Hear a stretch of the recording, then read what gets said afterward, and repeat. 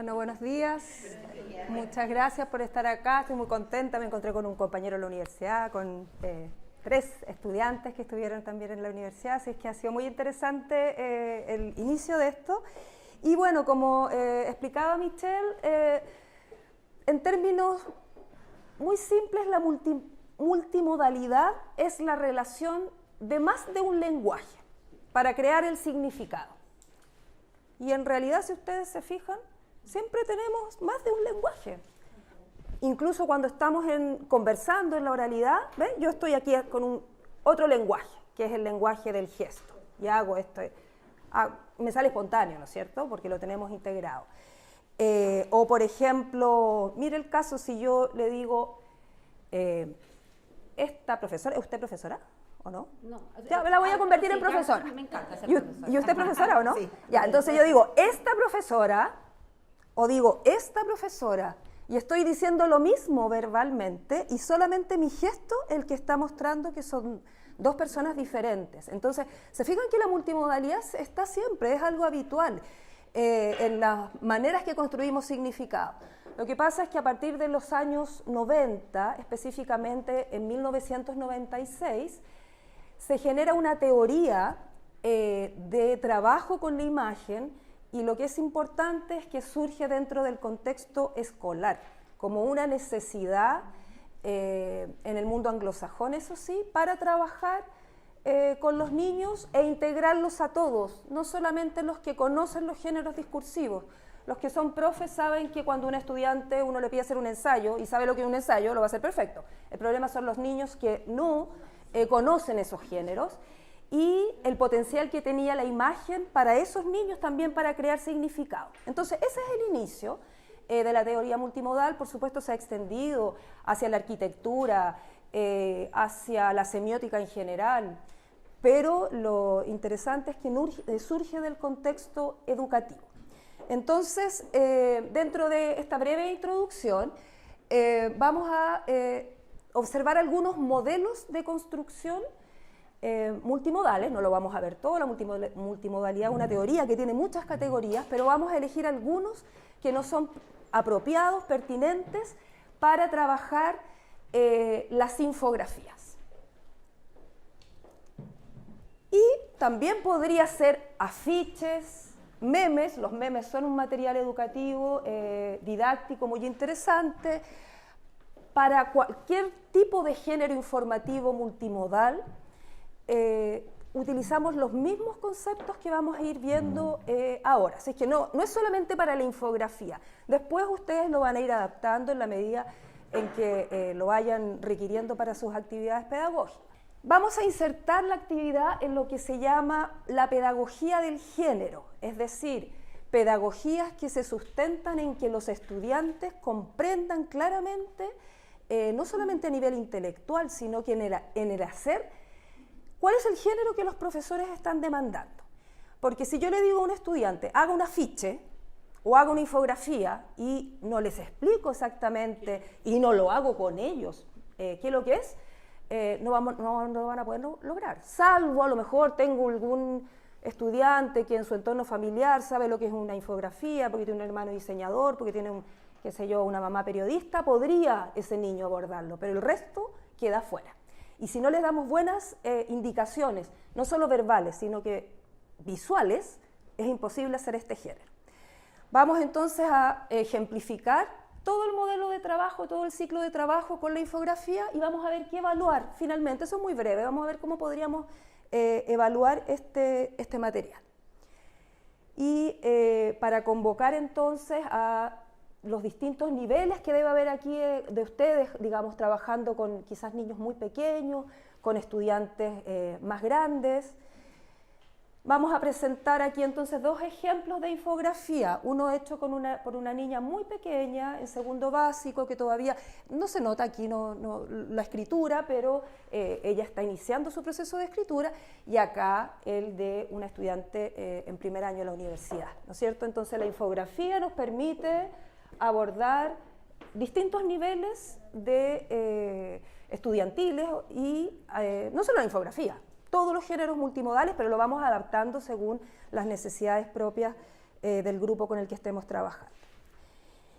Y lo que vamos a sustentar, o donde vamos a sustentar nuestro trabajo, es en un modelo pedagógico que se llama pedagogía del género. Y eso les voy a explicar en qué consiste, y luego vamos a hacer, siguiendo este ciclo de la pedagogía del género, que por supuesto a los que son profes les va a tomar más tiempo, poder hacer 2, 3 clases, el ciclo completo, lo vamos a hacer rápido, pero vamos a recorrerlo completo, para que tengan idea de qué se trata.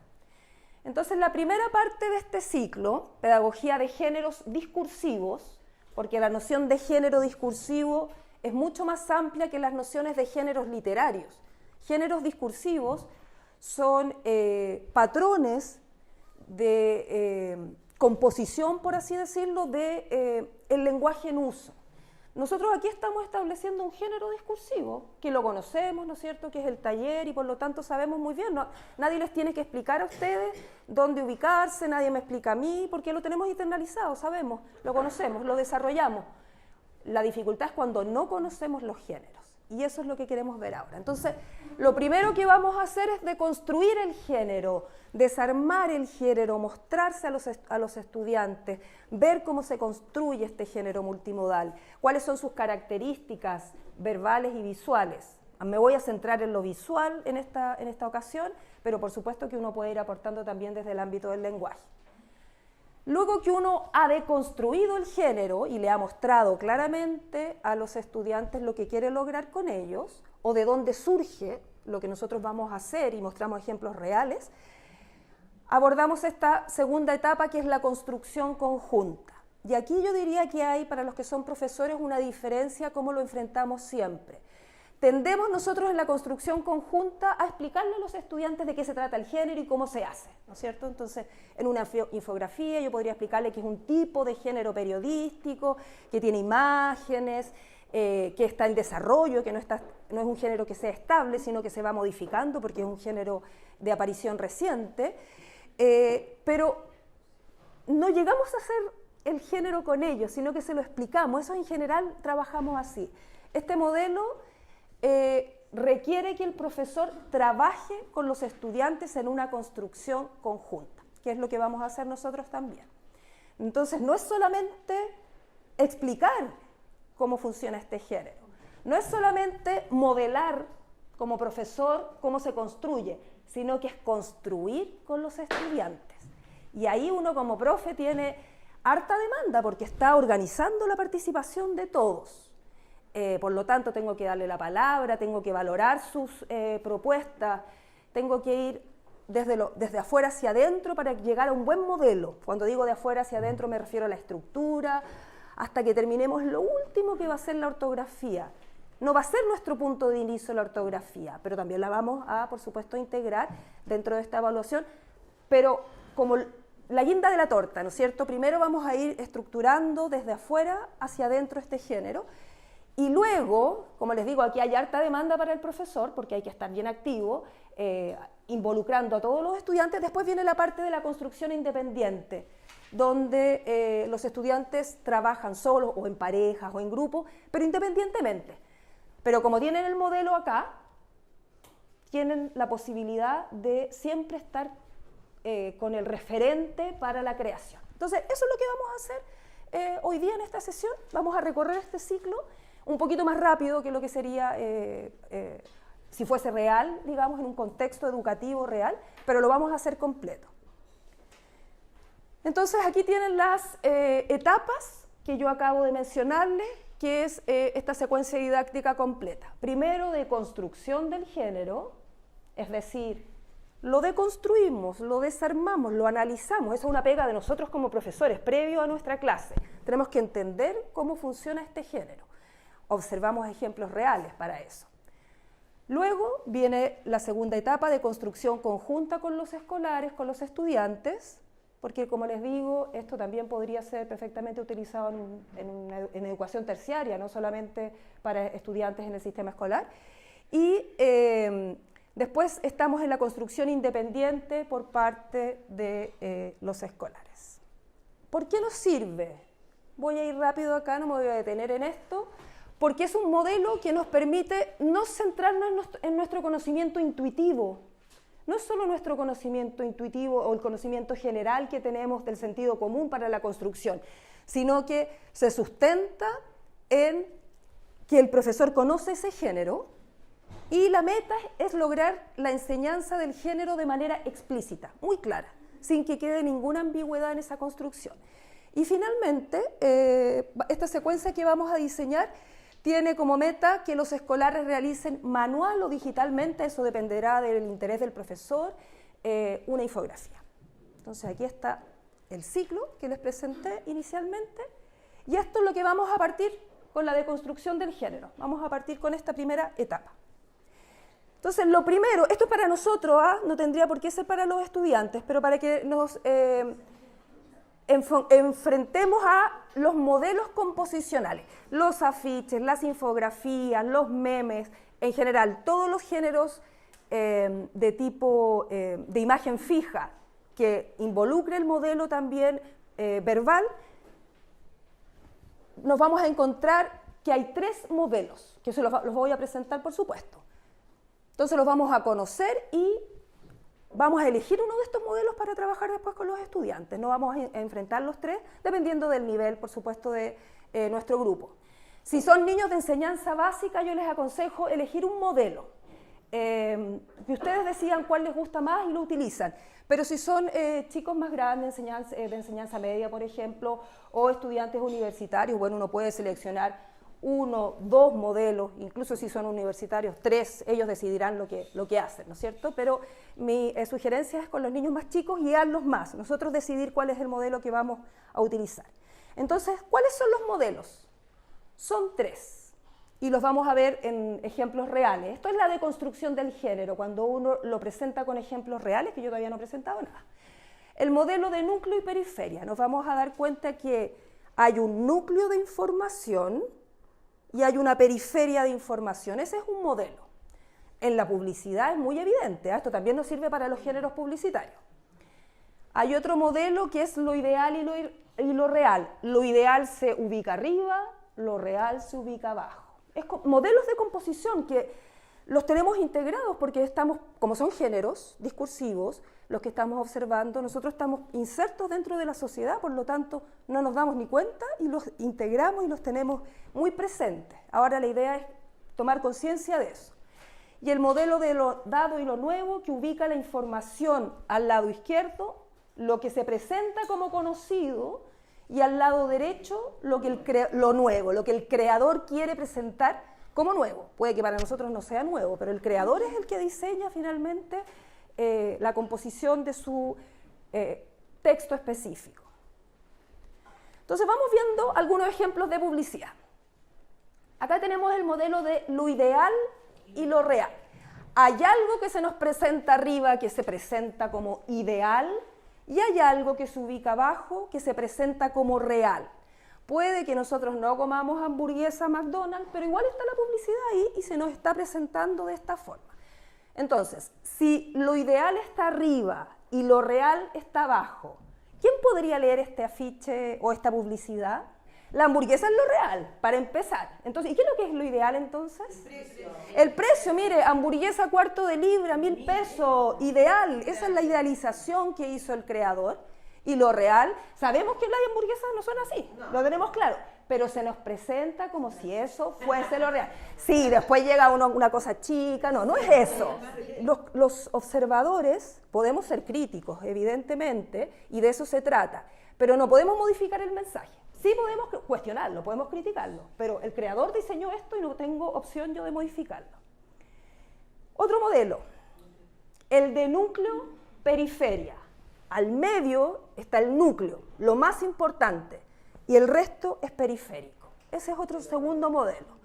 Y vamos al tercer modelo, que es lo dado y lo nuevo. Este tercer modelo está influido por cómo nosotros escribimos en la cultura occidental, si bien hoy día los modelos son globales, se observan en todas las culturas. Este modelo de lo dado y lo nuevo me presenta siempre a la izquierda lo dado, lo que se supone que nosotros conocemos. Puede ser que uno no conozca la marca Sedal o que no conozca este producto en particular, o a lo mejor la conoce, o no es el foco, es aquí se presenta lo conocido, lo dado, y acá se presenta lo nuevo. Entonces vamos aquí, en este modelo se mezclan, ¿ah? Porque está lo ideal, hay algo que está idealizado, ¿no es cierto?, podríamos decir, y también está lo dado y lo nuevo. Tenemos lo ideal, la marca, idealizado, McDonald's, y lo dado, que este alimento que ya conocemos, esta hamburguesa que ya conocemos, es magnífica, está a gran sabor, a pequeños precios. Esto es lo nuevo, ¿no es cierto? Entonces, el modelo de composición es lo mismo. Los publicistas lo manejan muy bien porque se trata de no confundir a la audiencia o al espectador, que sea claro ese mensaje. Entonces, la idea es la deconstrucción. Acá yo lo hice con géneros periodísticos, que usted explícitamente haga esta discusión con sus estudiantes y les muestre los modelos, los 3 modelos. Entonces, ahora vamos a pasar a ver cómo se concreta esto en infografías reales que yo he tomado de internet para que ustedes la observen. Por ejemplo, acá, esta se llama el boom del WhatsApp. ¿Cuál les parece a ustedes que es el modelo que está más presente? El de núcleo-periferia, el de lo ideal y lo real, y el de lo dado y lo nuevo. Entonces, como dice aquí, profe también, ¿no es cierto? Sí, hay un modelo que es importante, el de núcleo-periferia, acá ya está el núcleo, y el otro es el ideal y real. Lo ideal, el boom del WhatsApp, lo real es todo lo que está aquí, utilizo las chat, qué sé yo, mandándose mensajes. Entonces, hay 2 modelos que son preponderantes. Por eso les decía que ustedes complejícenlo según el grupo con el que van a trabajar, porque en la realidad pueden llegar a compatibilizarse 2 modelos, incluso 3, depende de lo que queramos observar. Entonces, ese es muy evidente, el de núcleo-periferia, pero no dejamos de percibir que había otro también presente. Esta es la que viene es una infografía del Capitán América. ¿Cuál les parece a ustedes el modelo más evidente? ¿Hay uno de núcleo y periferia? No, el núcleo tiene que estar aquí. ¿Están de acuerdo? Sí, exactamente. El modelo más evidente es el Capitán América que se nos presenta como lo conocido. Evidentemente aquí puede haber un grupo que sea gran conocedor de este género, de todo lo que tiene que ver con los cómics, y conoce, pero hay otros que no. Sin embargo, a todos se nos presenta como que esto es lo conocido y esto es lo nuevo. Una vez estábamos aquí con un grupo de profesores, había un profesor que era experto, que sabía exactamente toda la historia y nos contó y nos explicó el detalle, que estos eran otros personajes antiguos y qué sé yo. Él nos dio el detalle de eso. Sin embargo, aun cuando nosotros no supiéramos esos detalles, éramos capaces de entender que se nos estaba presentando esto como lo dado, lo conocido y lo nuevo. A lo mejor yo nunca he conocido al Capitán América, primera vez que lo observo, pero no importa, el modelo me lo presenta así. Y aquí vamos a ir pasando entonces más rápido para ir observando. ¿Ahí qué modelo le parece? A ver, levanten la mano ahí para... ¿quién quisiera decir qué modelo es este? Por ejemplo, ya usted, ahí. Núcleo-periferia. Es el más evidente, ¿no es cierto? Hay un núcleo de información, habría que leerlo después para entender bien. Sí, tiene esa cosa de caracol, sí. Y también alguien podría decir, pero está lo dado, lo nuevo. Está mucho más atenuado, pero también está cimientos del imperio como lo dado y el principio del fin, la decadencia del imperio como lo nuevo. Entonces también está, pero el modelo más presente es el de núcleo y periferia. Esta infografía es de una tortuga galápago. ¿Cuál sería? Núcleo-periferia, exactamente, es el más evidente. A lo mejor ¿se acuerdan cuando vino la pequeña gigante? Sí, no fue hace tanto tiempo, pero sí fue hace un tiempo, ¿ah? Pero yo creo que todos aquí sí, todos sabemos quién es la pequeña gigante. Exacto, el modelo se nos presenta como lo dado, a lo mejor podríamos no haberla visto, podríamos ser de provincia, no haber estado aquí en la ciudad habiéndolo visto, pero se nos presenta como la pequeña gigante lo dado, lo que ya todos conocemos, y lo nuevo que tiene que ver por dónde va a estar, por dónde se va a desplazar, cómo funciona el trabajo con los actores, y de alguna manera mucho más atenuado, pero también está lo ideal, la pequeña gigante se toma Santiago, y lo real. Exacto, porque también estaba el rinoceronte y la cantidad de actores chilenos y qué sé yo, franceses, no sé qué se estará explicando porque habría que verlo. Ya, aquí tenemos, voy a entrar en el ámbito de verbal, porque no podemos dejarlo de lado también. Voy a utilizar un modelo que es bastante simple, por así decirlo, porque uno podría complejizar muchísimo más la escritura de una secuencia textual, depende del grupo con el que estoy trabajando, pero el género infografía y los géneros de este tipo que informan o que describen algo, siempre va a tener presente el fenómeno que se quiere describir, tengo que mencionarlo, y después empiezo con la descripción. Va a tener un factor 1, factor 2, factor 3. Hay algo que yo quiero explicar y hay factores que están incidiendo. Quiero explicar la pequeña gigante, ese va a ser el fenómeno, y la descripción va a incorporar los factores que yo quiero incorporar en esa infografía. Dónde se desplaza, quiénes la manipulan, qué sé yo, en qué festival está inserto, eso lo voy a decir yo como creadora. Pero se fijan lo que implica el modelo, la etapa de deconstrucción, conversar con los estudiantes, situar el género, para qué sirve, para mostrarlo. Para nosotros puede ser muy evidente una infografía, pero realmente es un género nuevo que un estudiante no tiene por qué conocer. ¿Dónde circulan? Eso es importante, cuál es el propósito de este género. Y esa es pega del profesor previa, ¿no es cierto? Para pedir cualquier género tengo que investigar. Por lo menos ustedes ya saben que a nivel de composición visual, las infografías, los afiches, los memes van a tener estos tres modelos y no hay otras posibilidades. O si aparece otra posibilidad, va a ser marginal. Los modelos, los patrones que se establecen estructurales son estos tres, no solamente en Chile, sino que son modelos que ya trascienden, son universales. En cualquier parte usted va a encontrar estos modelos, una publicidad donde sea, en Hong Kong, en Vietnam, en Santiago, vamos a utilizar también estos mismos modelos. Entonces ya aquí estamos viendo una construcción realizada por una profesora, estoy adelantándome ahora a la etapa de construcción conjunta, con los estudiantes. Pero a mí me sirve porque la infografía y los géneros multimodales tienen esta característica.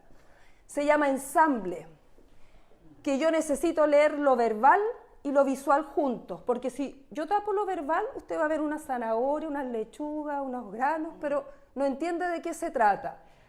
Si yo tapo lo visual, ¿de qué se alimenta? No sabemos, entonces es un ensamble, porque necesito leer los dos juntos. ¿De qué se alimenta?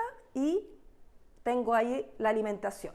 Eso es típico de estos géneros. No es que sean solamente ensambles, pero de repente aparece esto y utilizo los dos modos para la construcción del significado. Y ahí hay como núcleo multimodal muy potente.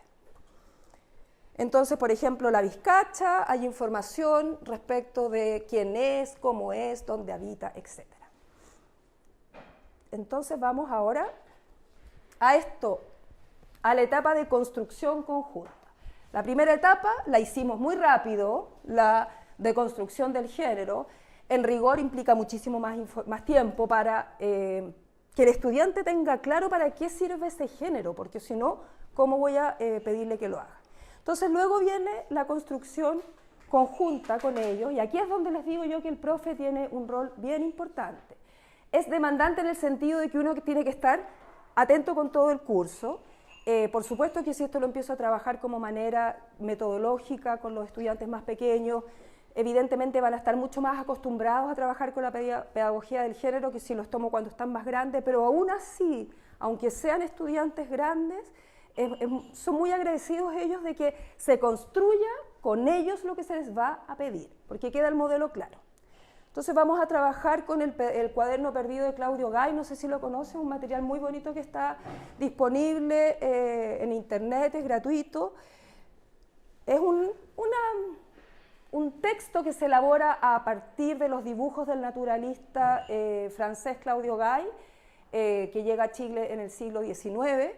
Y entonces lo que nos cuenta este material es que está este personaje que es el búho Medina, que vive en la Biblioteca Nacional, porque está pensado para niños, y que nos va a mostrar estos dibujos y qué sé yo, y empieza así con la lagartija, y nos muestra todos los animales que están en peligro de extinción y que fueron dibujados en el siglo XIX por Claudio Gay. Entonces lo retoma y lo enfoca hacia un público, digamos, pensado hacia los colegios. Entonces yo le voy a mostrar, acá tenía algunas, trabajos que hicieron algunos profes que me lo han pasado, pero aquí profesores que se manejan digitalmente, ¿no es cierto? Entonces aquí habían hecho de quién es, ahí partía con la lógica que nos decía aquí usted, ¿no es cierto? Partir por quién es, dónde vive, cómo es. Por supuesto, yo tengo más o menos planeado qué quiero hacer, pero también tengo que estar atento a las ideas de los estudiantes, porque de eso se trata, de motivarlos. Qué sé yo, de qué se alimenta. Aquí no tenía, la nuestra tenía esto que me gustó, esto de ponerle la cordillera, eso es típico también de los textos multimodales, el juego con la escritura verbal y visual. Pero lo que tiene esto muy bonito es que acá uno lo tocaba y llegaba y aparecía entonces la lagartija. Esta es otra también hecha digitalmente, pero usted puede trabajarlo en el computador o en el pizarrón. Incluso a veces yo he hecho esto, lo saqué ahora, pero como que pongo la figura ahí y entonces después la dibujo, pues si me sirve. Aprovecho el data y lo dibujo ahí, le hago unos bigotitos y qué sé yo. Y ahí entonces nos sirve para dibujar rápidamente. Y hay algo, entonces ¿qué hace? Fija que igual queda una vizcachita ahí que nos sirve para trabajar. ¿Sabe qué? Estuve leyendo a propósito del día del profesor a Gabriela Mistral así, y me impresionó, impresionante esta mujer. En los años 50, hablando de esto y de la dificultad que ella tenía, porque sus colegas encontraban que en realidad el verbo es lo importante, la imagen no, y ella, increíble, léanlo, está digitalizado, una innovadora pero anticipada, hablándonos de esto hoy día, y nos dice el futuro va a ser así. Yo emocionadísima leyendo, y nos dice algo muy potente. El problema que tenemos, nos dice, es lo caro que es esto. Yo me acordaba que, claro, cuando yo era chica, cuando ustedes eran chicos, no, ustedes no, porque es de otra generación, ¿qué colegio tenía una cámara de cine? Algún colegio, exclusivo colegio, ¿no es cierto? Y no tenía cámaras en todo, qué sé yo, proyector en todas las salas, ¿no es cierto? En la sala de cine donde se iba, casos excepcionales, pero hoy día es otra cosa, ¿no es cierto? Bueno, y esta mujer decía justamente, en el futuro esto va a ser más cercano, es la pelea que, no sé, léanlo, búsquenlo, se llama, se puse discurso de educación y me apareció, habla de la xenofobia, nos está hablando 50, 60 años antes de lo que estamos viviendo ahora, muy potente, así que se los digo también para reflexionar respecto de la multimodalidad en base a, les voy a mostrar, de construcción independiente de estudiantes universitarios, de estudiantes de básica, para que los observemos en general. Entonces, ahí está la vizcacha, y acá me voy a ir a este punto, la especie en peligro, porque aquí se nota lo que les decía yo, estos ensambles. Si yo leo lo visual, veo este animalito con un signo ahí que dice como algo que no sé, podría ser cualquier cosa, tiene algo negativo porque es el signo como de prohibido, ¿no es cierto? Pero no queda tan claro qué es. Sin embargo, cuando lo abro, sale la información que este animal se encuentra en peligro de extinción, por lo tanto su caza está prohibida en todo Chile. Y aún así, yo no sé, si no veo la imagen, no sé cuál es este animal. ¿Ves? Este animal se encuentra en peligro de extinción. ¿Qué animal? Tengo que ir viendo la imagen. Y por eso es tan potente la multimodalidad en los procesos de alfabetización inicial, porque el niño quiere generar significado. Por lo tanto, hay una motivación también a leer porque no le sirve solamente ver la imagen. Los textos multimodales tienen esa característica, que tengo que leer ambos modos. También para los que son profes, en los primeros cursos, cuando los estudiantes, incluso en cursos mayores, sabemos que hay muchos estudiantes que les cuesta escribir, la posibilidad de acceder a la imagen les da la posibilidad de acceder al significado. Todos tenemos significados que concretar, que manifestar, pero a veces no tenemos el dominio de la escritura completa o tan acabada, entonces también ahí la multimodalidad o la imagen nos sirve como un nexo para acceder a la escritura que queremos lograr en los estudiantes. Entonces, no es solamente para este género, sino que vayámoslo viendo como una visión más amplia. Bueno, qué sé yo, distintos textos del mismo género. Infografía B, modelo de núcleo periferia, hay elementos que no hemos observado que se llaman vectores, pero que son necesarios de incorporar. Aquí está el chingue y aquí hay otro de unas niñas chiquititas, modelo de lo dado y lo nuevo. ¿Ve? La mariposa, y acá entonces está las características que quiere lograr. Sí, ¿no? Sí, la motivación. Aquí el chingue, entonces comen Claro, aquí es cuando les digo yo que el estudiante, aunque no tenga todavía dominio absoluto del código, que le cueste escribir, es capaz de generar significado. Comen y dibujan. Y eso ahí está en el género absolutamente. Está mucho más avanzada que nosotros en el género. Hábitat, en Valdivia. ¿Se fijan? Y acá lindo, un hueco con Y, un hueco de árbol, welcome, y ahí entonces ahí vive, etcétera. ¿Sí? Lo importante también es que no excluyo a los que no tienen el dominio absoluto de la escritura, como por ejemplo esta niña, aunque igual ella está bien en su nivel, si es como de segundo o tercero, entonces todavía son niños que no están escribiendo grandes textos. Este es el ensayo que les decía, Imagen y Palabra en la Educación, Gabriela Mistral, 1956, si lo buscan así, hay una página en la Universidad de Chile, justamente la Universidad de Chile está como en esa intención de potenciar lo que decía la profesora, esa visión que está opacada de Gabriela Mistral, salen cosas tremendas, por ejemplo, cuando ella fue nombrada en México, asesora en educación, llegó una carta del presidente de la República de Chile en ese momento al presidente de México diciendo que había otras chilenas más inteligentes y más capacitadas. El presidente de México, la respuesta fue, lo mejor de Chile está acá. Yo creo que tenemos que reivindicar a también una profesora. Después que se fue, volvió 3 veces a Chile, nada más. La tercera vez volvió algunos días. O sea, hagámonos cargo de esta figura potente y mire cómo nos habla en esa época. Les voy a leer un pedacito nada más, pero para motivarlos a leer. Desde mis años de maestra hasta hoy, siempre tuve a la imagen como entidad superiorísima sobre la palabra, pero nunca tuve la suerte de obtener para mi escuela primaria ni para mis liceos una provisión grande y cualitativa de grabados, ni de meras fotografías con las cuales convencer a algunas maestras y profesoras que eran testarudas. No por mala voluntad, sino por una preferencia exagerada de la palabra. Fue para mí muy penoso no poder comprobar y convencer a mis colegas que en lo que se refiere a niños y a muchachos, la imagen se lleva por delante a la mejor lección oral. Imagínense esta mujer, no, ahí el término multimodalidad no existía, ¿no es cierto? Esto aparece recién en los años 90.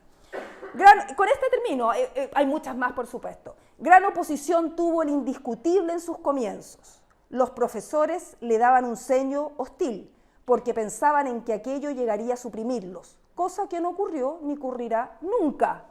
Nunca va a faltar el profesor. Lo que nació fue la alianza de la palabra con la imagen, y tal fusión benefició a ojos vistas el gran asunto de la alfabetización. Está claro, ¿no es cierto? Aquí hay una visionaria, una anticipada a lo que nosotros tenemos que ahora seguir.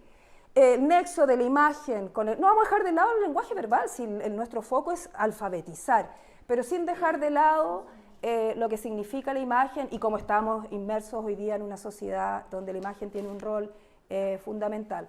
Así que, bueno, muchas gracias por su participación, por su ánimo, por sus comentarios. Así que espero que nos veamos nuevamente.